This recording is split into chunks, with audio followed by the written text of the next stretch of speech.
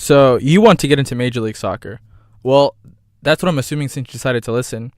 You've probably heard from your friends you need to get into MLS. It's no longer the European retirement home, and that the league can field competitive and exciting teams. Well, that's like 75% true. While the league is still home to some of Europe's former elite, it also hosts some of the more exciting players playing outside of Europe right now. Whether you're already a fan of soccer/football or a complete newbie, my aim is to tell you a bit about Major League Soccer. From the history of the league, the setup, the teams, the players, what to look out for this upcoming season, and how to keep up with the league at all times. My hope is that at the end of this podcast, that you won't fall in love with the league, because that takes time. But for you to become interested and appreciate what North America's youngest league has to offer. Alright, so let's get started. Let's start briefly with the history lesson about MLS. The first ever match in Major League Soccer history took place on April 6, 1996, between the San Jose Clash and the DC United in front of a sold-out crowd of 31,683 in San Jose, California. The San Jose Clash ended up winning 1-0 from an 86-minute goal by Eric Wijnaldum. Eric Wijnaldum? Yeah, that's how you say his name. But before I start rambling on how the San Jose jerseys look like Taco Bell wrappers, let's talk about how the league came to exist. The idea of MLS was formed in 1998 as the United States Soccer Federation promised to create a men's professional soccer league as conditioned from FIFA in order for the United States of America to host the 1994 World Cup. A year after that, in 1995, the league began operations. It would take another 12 months for anyone to actually step onto the pitch, but alas, in 1996, the inaugural season commenced.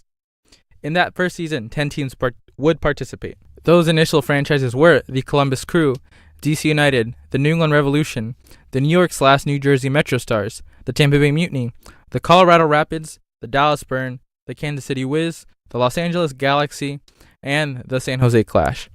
From those 10 teams, DC United would be the first to hoist the crown. 2 years later, in 1998, the Miami Fusion and the Chicago Fire joined the league. When you talk to fans, analysts, historians of MLS, they can generally divide the history of the league to three phases: MLS 1.0, MLS 2.0, and MLS 3.0. Let's start with MLS 1.0. So after the glow of the initial season had ended, many teams saw a massive decline in attendance and TV viewership. It didn't help at all that the teams played in giant football stadiums that could hold up on average up to 60,000 fans. The league also tried to distance itself from traditional soccer rules as it tried wacky and weird things to spice up the game to an American audience. This included penalty shootouts to end tied games, and counting down the clock to 45 minutes instead of going up, as everyone else did in the world. Not only was the game on the field a mess, but off the field it wasn't so much better. MLS lost a reported $250 million in its first 5 years of existence. In 2002, the Tampa Bay Mutiny and the Miami Fusion ceased to exist. At one point, there were only 3 owners in the league, with one of them owning 6 teams. However, during this dark period, there were some bright spots. DC United would be the first true powerhouse as they won 3 out of the first 4 titles in league history. The league also started to produce some young talents who would become the face of U.S. soccer for years to come, such as Michael Beasley and Landon Donovan. The league also opened the first soccer-specific stadium in 1999 in Columbus, Ohio for the Columbus Crew. However, much of MLS 1.0 was filled with uncertainty and despair, as the league looked to close its doors down before it even turned 10. But that was about to change heading into the summer of 2002.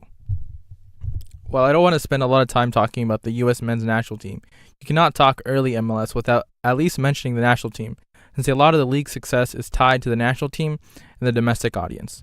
Okay, so let's go back to 2002, a different time from 2019. In that World Cup, the young American team made it all the way to the quarterfinals before losing to an eventual finalist Germany, on a controversial no-go call. With that stunning run in the World Cup, it brought back America's attention to MLS. A couple months later in the 2002 MLS Cup final, a record 61,000 fans at the time showed up to watch the LA Galaxy win the title. The league also started to make changes in how the game was being played and how it was perceived. The first was adopting FAB rules and standards in 2003, becoming uniform with all other major leagues in the world. The other was a domestic player becoming an attraction at home and abroad. The first player to become nationwide news was 14-year-old Freddie Adu, who would become the youngest professional in U.S. soccer history by playing for league powerhouse DC United. He was even named by Pele as his natural successor, whatever that means. However, it was the players who were leaving MLS that were making a greater impact. Goalie Tim Howard went from the New York/New Jersey Metro Stars to Manchester United. DeMarcus Beasley of the Chicago Fire left for PSV Eindhoven, while Landon Donovan went on loan to Bayer Leverkusen.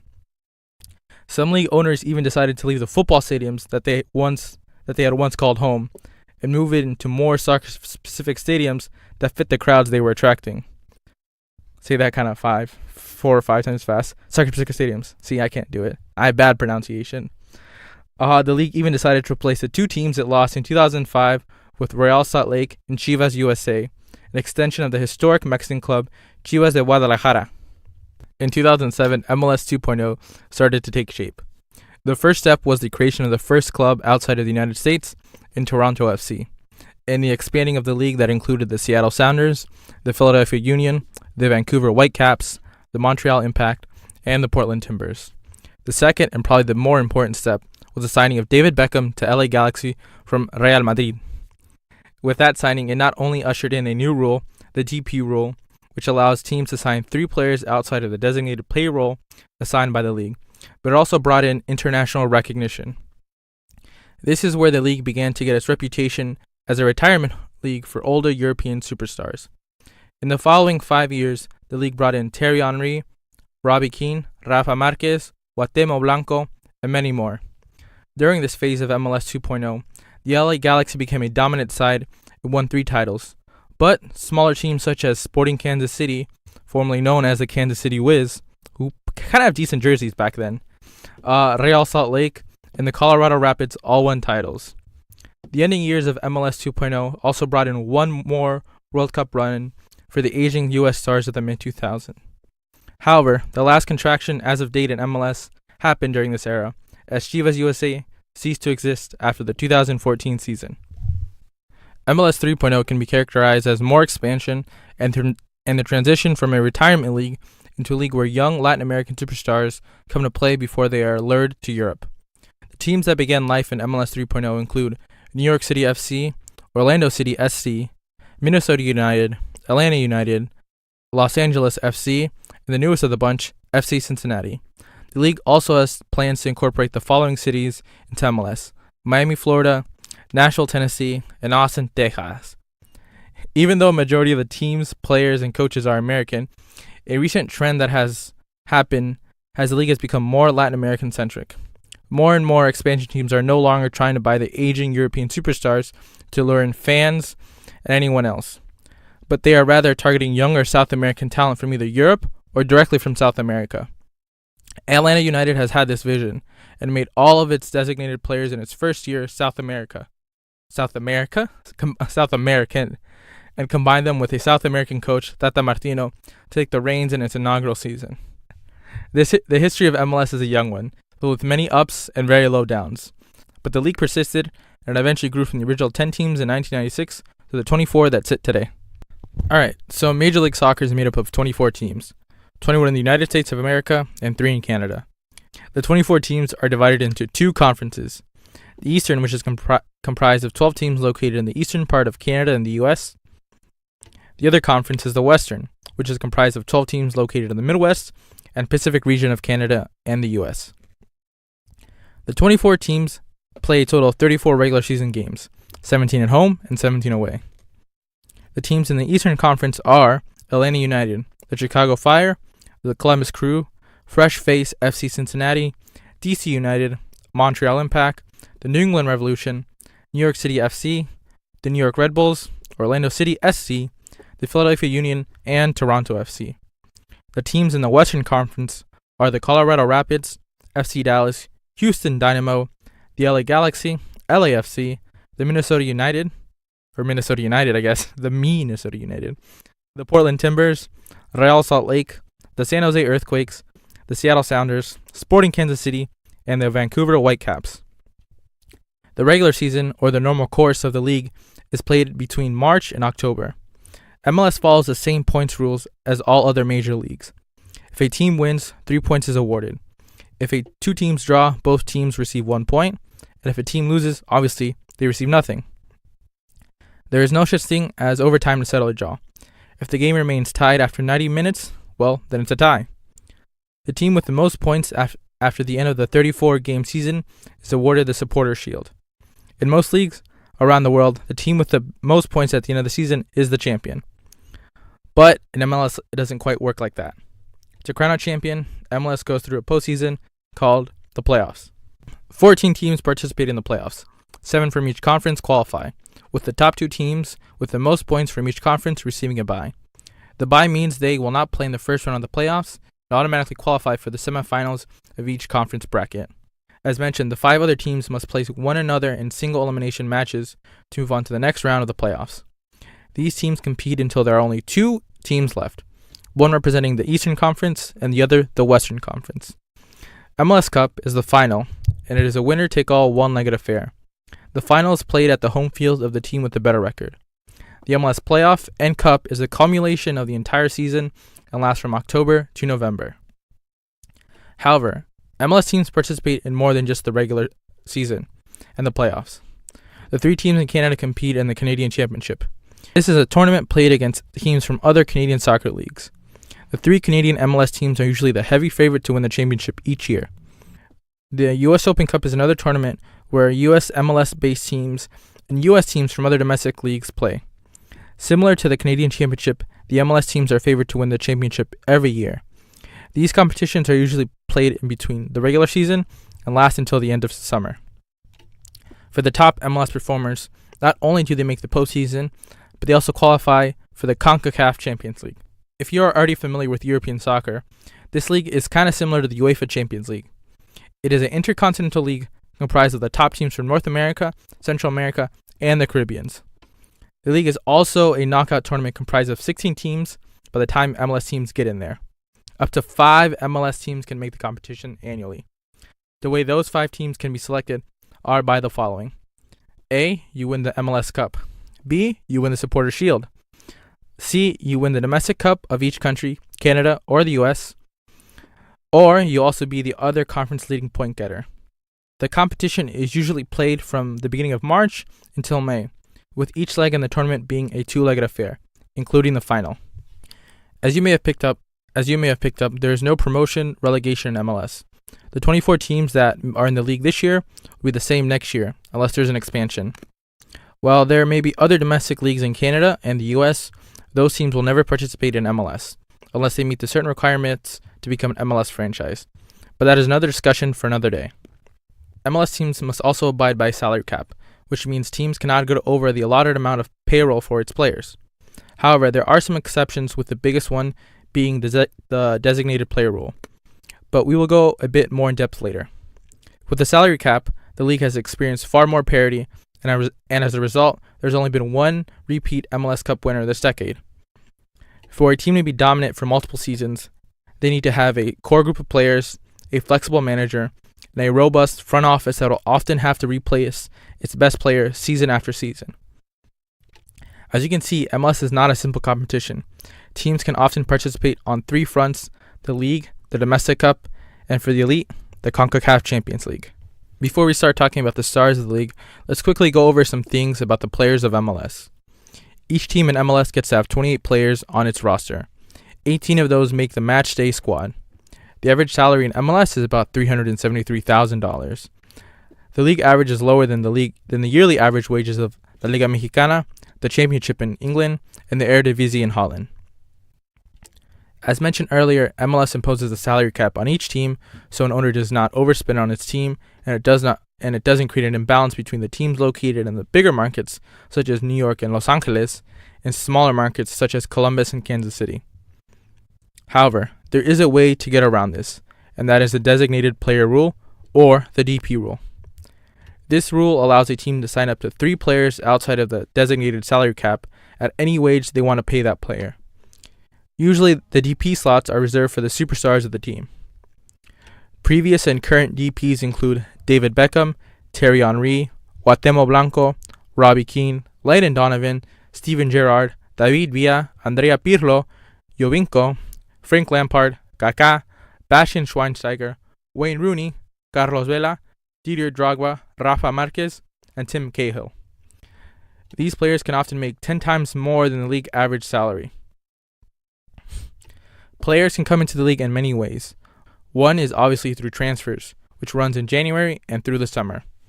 Another way is through college and expansion drafts, in which teams select players from an allotted pool. And another way is through youth development. Youth development has become a big area of concentration for MLS teams. As MLS gets bigger and bigger, more and more teams are having academies where they can groom their young players and eventually get them first team minutes. In fact, similar to the clubs in Europe, MLS clubs will often have a MLS Club 2. These second teams play in the lower domestic leagues of Canada or the US. These teams are filled with young, promising players who are trying to gain exposure to the life of a professional athlete. A trend that has happened is academy graduates now make it to the first team at such a young age that they often get scouted and taken away from bigger European teams with fatter pocketbooks and pedigree. Just like any league in the world, MLS tries to promote the domestic player, Canadian and American-born players. They often get better salary cap treatment as the league lets the club stretch the salary cap rules to sign them to contract extensions. MLS also limits the number of foreign-born players on any roster to a certain amount. Alright, enough about generic player rules. Let's get into what really matters. The players themselves. Before we start talking about the stars of today, we should mention the stars of the past and players who have paved the way. As for MLS 1.0 OGs, a lot of the stars in that era were either U.S. men's national team stars or Mexican international stars. Players such as Alexi Lalas, Kobe Jones, Eric Wijnaldum, and foreign players such as Mexico's Jorge Campos and Colombia's Carlos Valderrama were the league's brightest stars in the late 90s. During the 2000s, players such as Landon Donovan, DeMarcus Beasley, Clint Dempsey, Taylor Twellman, Brian Ching, Brian McBride, Clint Mathis, Guillermo Barlos Choleto, Guatemo Blanco, Jaime Moreno, Eddie Pope, and Jimmy Conrad consistently made the best 11 in the league, year in and year out. During this past decade, players such as Thierry Henry for a short time, Michael Bradley, Jovinko, David Villa, Matt Beasler, Robbie Keane, Graham Zusi, Kyle Beckerman, Diego Valeri, Bradley Wright Phillips, Luis Robles, Nick Romando, and Chris Wondolowski have all been breathtaking to watch. As for the stars of today, this list is definitely diverse as it includes players from all nationalities in the world. The top goalkeepers include Andre Blake, Brad Guzan, Bill Hamid, Tim Malia, and Zach Steffens. The rock-solid defenders of the league are Aaron Long, Chad Marshalls, Ake Opora, Kamar Lawrence, Matt Beasler, and Leonardo Gonzalez Pierres.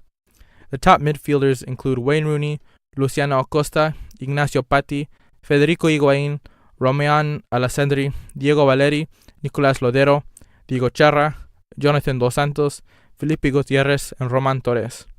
As for the attackers scoring the goals, they also include Josef Martinez, Zlatan Ibrahimovic, Bradley Wright Phillips, Gyasi Sardes, and Carlos Vela. Alright, so now I'm going to take you into a recap of last year in MLS. The Eastern Conference playoff teams were the New York Red Bulls, Atlanta United, New York City FC, DC United, the Columbus Crew, and the Philadelphia Union. The Montreal Impact were the first team looking out of the playoffs, 4 points away from the final spot. In the Western Conference, the Sporting Kansas City, it's just Sporting Kansas City, the Seattle Sounders, LAFC, FC Dallas, the Portland Timbers, and Real Salt Lake all made the playoffs. The Los Angeles Galaxy were the team looking outside of the playoffs, as they blew a 3-0 lead on the final day to lose out on that last spot to Real Salt Lake. The MLS Cup final was contested between Atlanta United and the Portland Timbers. Atlanta, led by their Argentine coach Tata Martino and their group of South American players, which included Josef Martinez, Miguel Almiron, and many more, beat the Portland Timbers 2-0 in the final. This was Atlanta's first title in club history in only their second year of existence. However, this Portland team was coached by first-year MLS head coach and former league player Giovanni Savaresi, and will continue to be strong for years to come. The Eastern Conference was the stronger conference of the two, as Atlanta United and the New York Red Bulls dominated much of the regular season. New York even set the record for most points in a regular season with 71. Teams that disappointed last year included the defending MLS Cup champions Toronto FC, who put all their eggs in one basket at the start of the season by trying to go for the CONCACAF Champions League, and as a result, failed to make the playoffs. The LA Galaxy, led by Zlatan and the Dos Santos brothers, bottled their chances to get into the playoffs on the final day of the season. The Chicago Fire also failed to impress after being such a surprise team in 2017, led by former Bayern Munich midfielder Bastian Schweinsteiger and their DP striker Nemanja Nikolic. Teams that were at the bottom of the league were Orlando City SC, who were in their first year after Kaká, the Chicago Fire, the Colorado Rapids, the New England Revolution, and the worst of the worst, the San Jose Earthquakes, who only had 21 points from 34 games all of last season. The player of the year was Josef Martinez from Atlanta United, who set the record for most goals scored in one season with 31 last year. Bradley Wright Phillips and David Villa continue to score goals in New York, but the latter has left the Big Apple. The LA New Boys in Zlatan and Carlos Vela shine, especially Zlatan, who nearly willed his team into the playoffs by scoring goals and even scored an amazing brace on his debut against LAFC. You should really check it out if you haven't really. For goalkeepers, Zach Steffen made his mark for Columbus Crew and was eventually bought by Manchester City.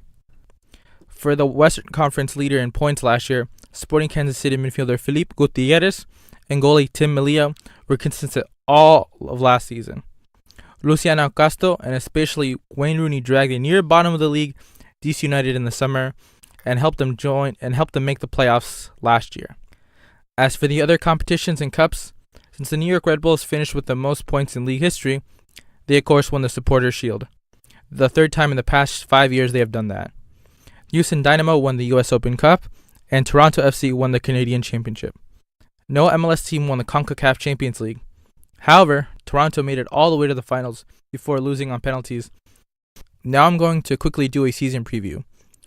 But if you're looking to get a more in-depth preview, I suggest you look up the podcast I will mention later. Just like previous seasons, the 24th season of Major League Soccer will be action-packed from the first match up until November 10th when MLS Cup takes place. So let's quickly preview the teams, players, coaches, and other storylines to look out for during the season.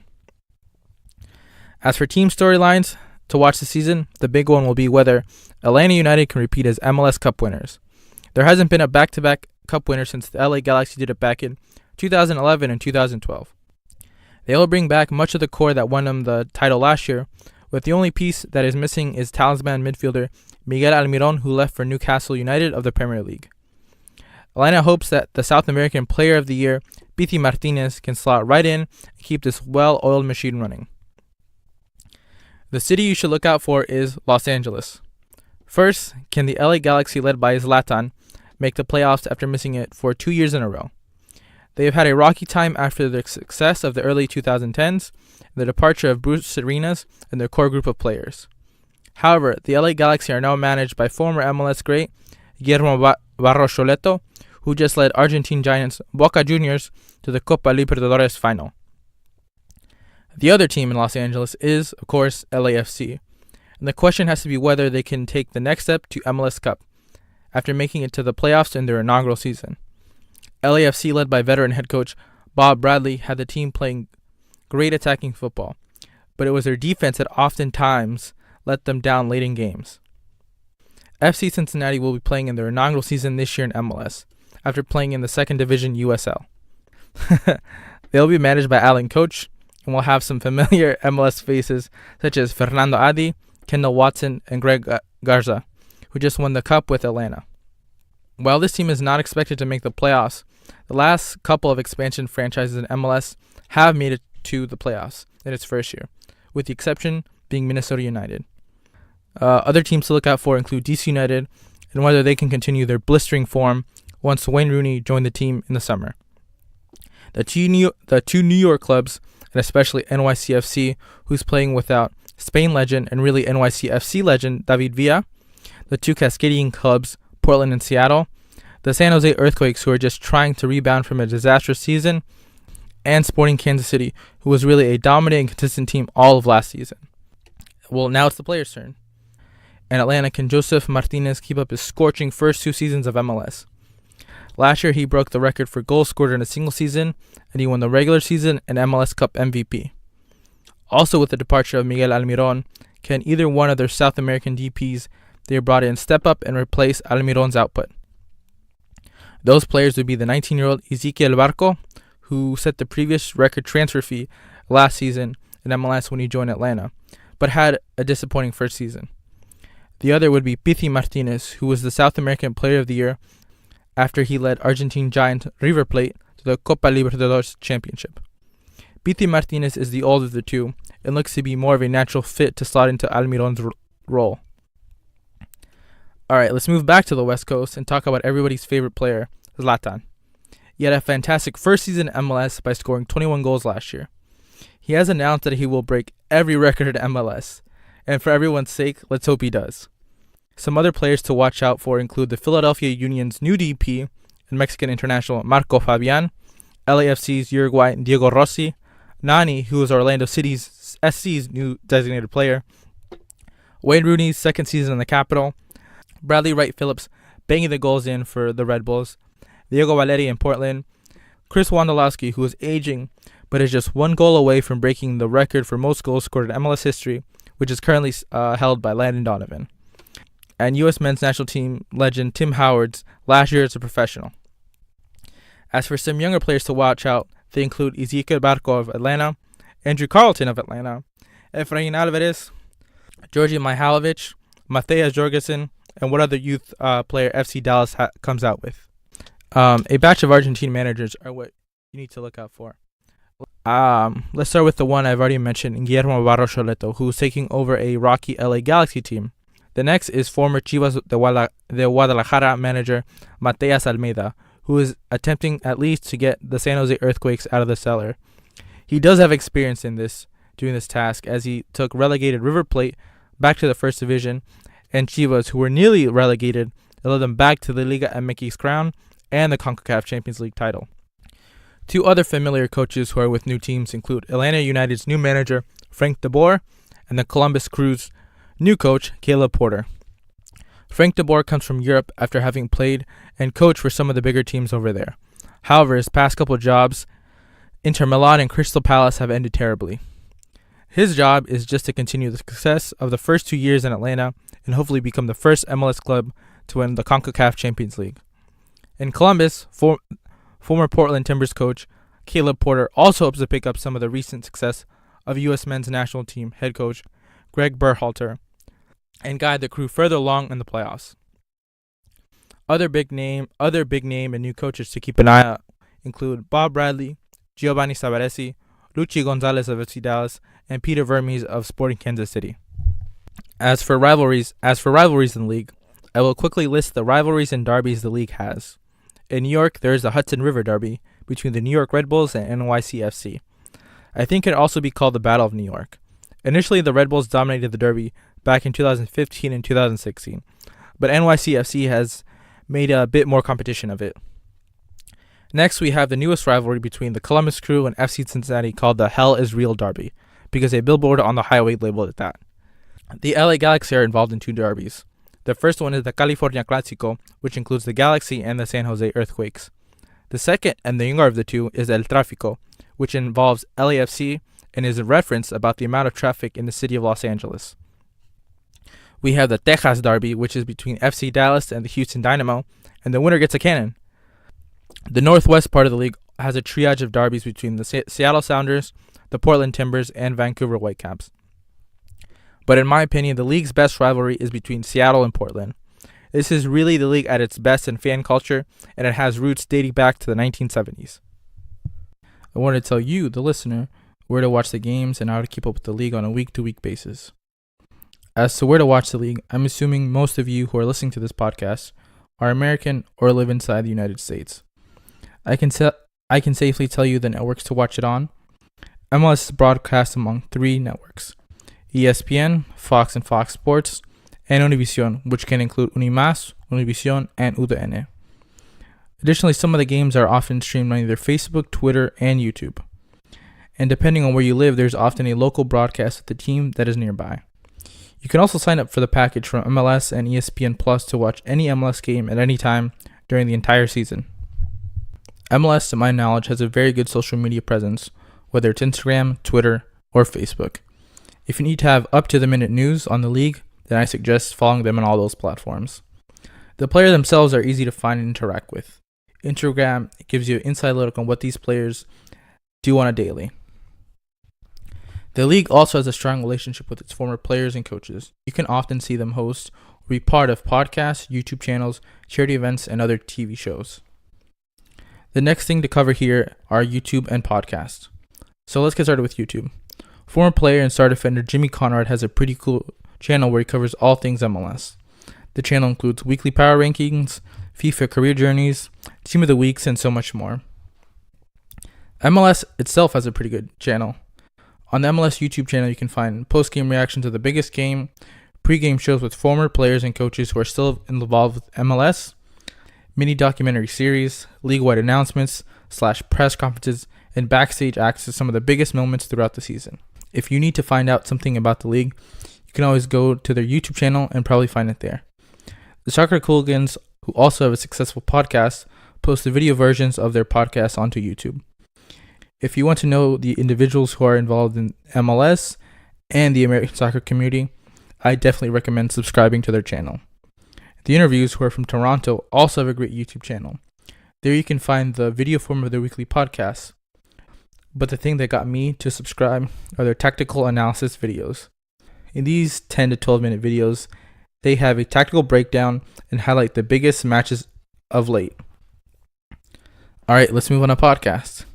ESPN has a great variety of weekly and daily podcasts to get into.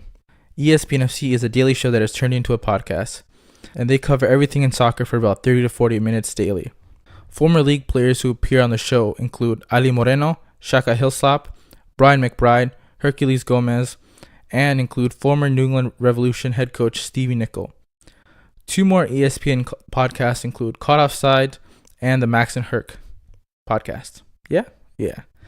Caught Offside is hosted by JD Devaney and Andrew Gudling. Similar to the ESPN FC show, they talk about everything soccer. But most of it is Andrew complaining about New York City and everything else, and JJ making fun of him for being that way. It's a great way to get into MLS as they bring on many weekly guests familiar to the American soccer community. The other ESPN podcast is the Max and Herc podcast. This one is out in Los Angeles and is hosted by former U.S. men's national team and MLS champion Hercules Gomez, and the voice of LAFC, Max Bredos. It's similar to Caught Offside in that Herc always chastises Max for being late all the time, and for Max being so LA, even though Herc now lives in LA. But this pod is strictly focused on MLS and sometimes Liga Mexicana.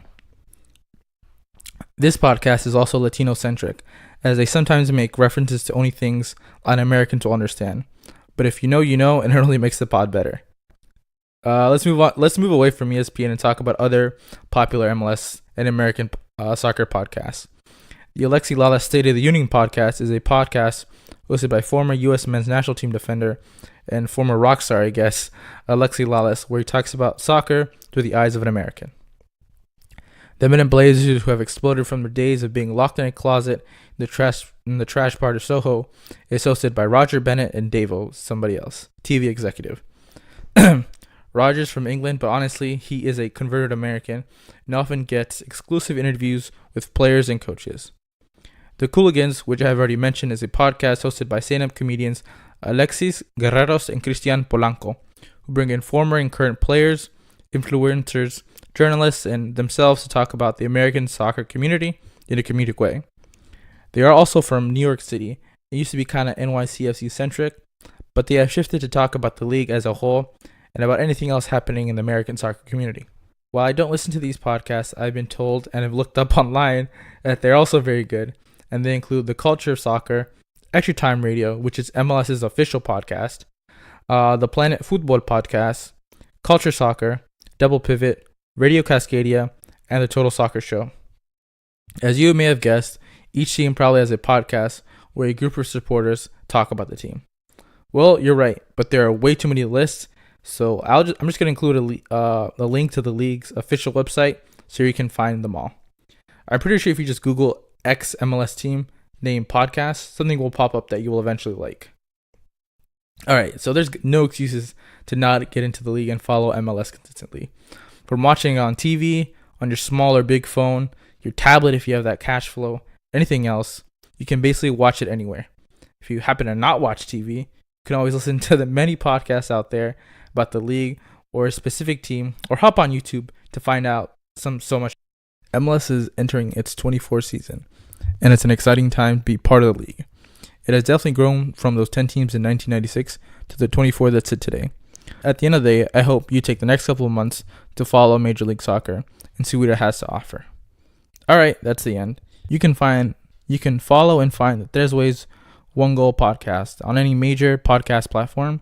Remember to follow us on Twitter and Instagram. There's Ways One Goal usually does the trick. Well, that's it, and I hope you enjoy the upcoming season of Major League Soccer. Also, side note, when you look up MLS on Google, you might get taken to some realtor website. Just remember to type in soccer somewhere. You'll get taken to the MLS website, actually, not a realtor website. All right, that's it.